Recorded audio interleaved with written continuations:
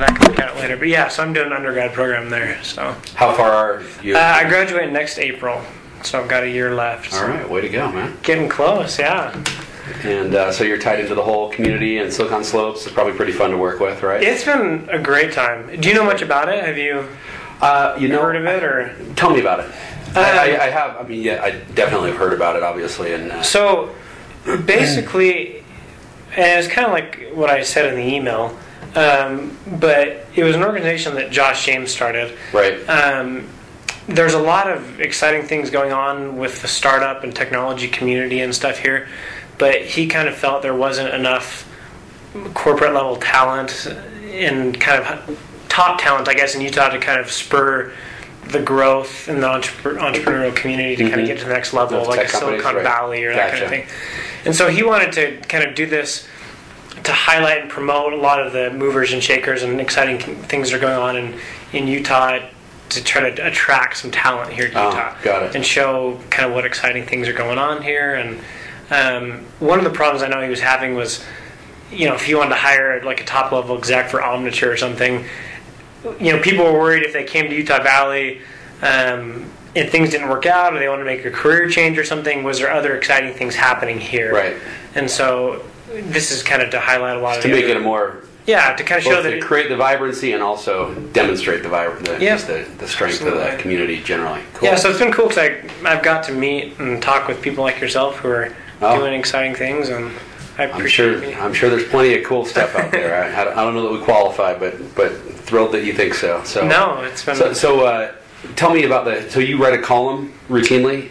Yeah, so what I'll do is we'll talk, and it won't as much be a column. It'll more just kind of be a transcription of the interview. Gotcha. Yep, and kind of question and answer, and I may, kind of depending how it goes, write just a summary of it or something at the end as well. So okay. It'll more just... Do I have the opportunity to review it before you publish it? Sure. Okay. Yeah, I wouldn't mind if you don't mind. Yeah, what I'll do is I won't include everything that we talk about. I'll just kind of take the highlights for clarity, right? Yeah. Of course. No, I would just like to. I mean, if there's something that I happen to miss, I wouldn't mind having the opportunity to just. No. Absolutely. Not correct, but to inform completely. I just wanted to. No, that'd be awesome. So I'll edit that and kind of send you what I'll post, then you can see if there's anything else you want to. Fantastic. So good deal. So since I'm late, I'll just jump right in here, so I don't take any more of your.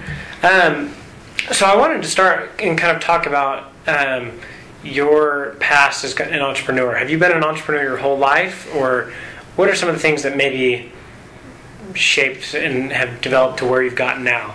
Talk about your experiences with entrepreneurship.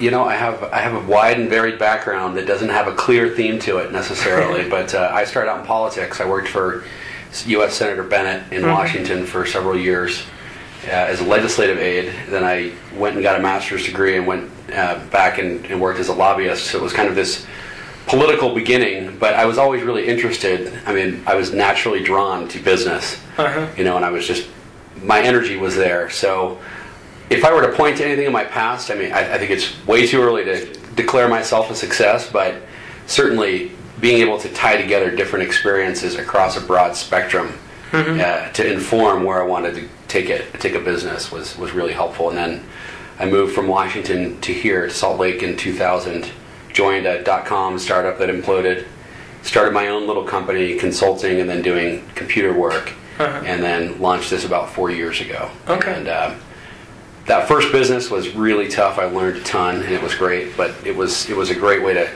at least get my bearings in terms of trying to understand how I would attack the market. And I saw, just doing some research on yourself, that you study English, right? I did, yeah. Public policy. Yep.